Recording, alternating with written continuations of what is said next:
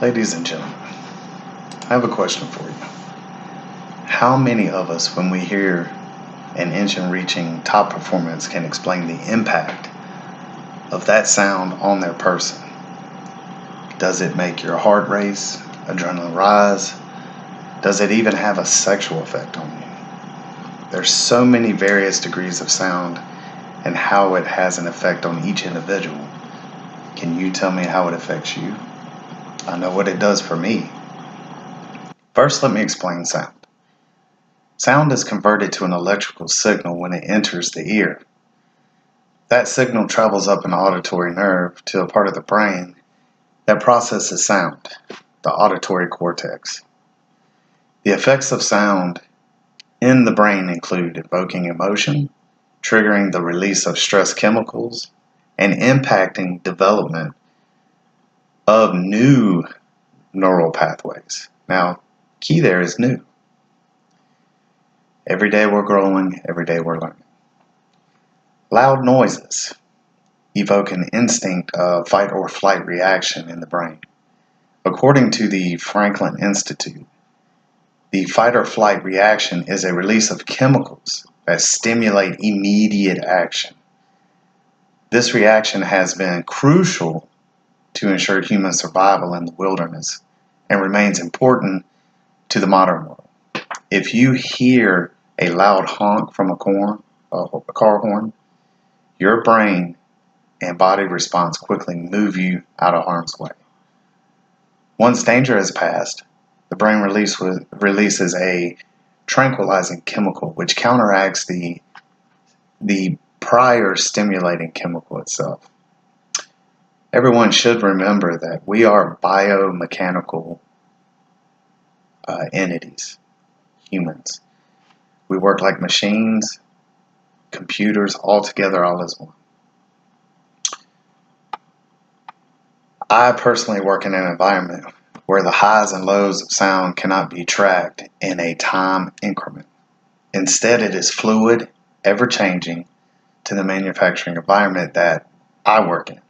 I'm sure that most of you can relate, especially if you work in a manufacturing setting. One minute I am engulfed in sound of drill motors piercing holes in titanium composites and aluminum overlays, people barking orders and processes to accomplish tasks at hand, to absolute silence where I must take a step back to make sure I'm not in a twilight zone or asleep even, especially on second shift. You guys know about that? Terrible shift. Love it though. Building an F-35 in itself is a feat like no other. When you look at the processes used, they are quite familiar in all aviation settings. But excessive noise is a common thing in the environmental setting of manufacturing. Excessive noise not only damages your hearing, but it can disturb your sleep, cause cognitive impairment in children, affect your blood pressure, heart rate, and more. And this is advised by the National Institute of Health. Traffic, airplanes, and buildings in construction are obviously culprits, but everyday products like appliances, vacuums, even hair dryers can be troublesome. That's why we've teamed up with QuietMark, a UK-based global noise reduction awards program. This company tests things that we use every day and encourage manufacturers to make quieter products. Now, this is a direct quote from QuietMark and many other GH labs tested.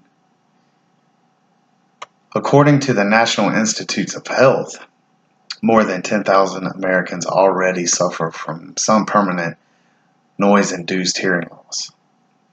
The National Institute of Occupational Safety and Health reports that 30 million are exposed to daily levels that will eventually reduce their hearing. Now that's a lot of people.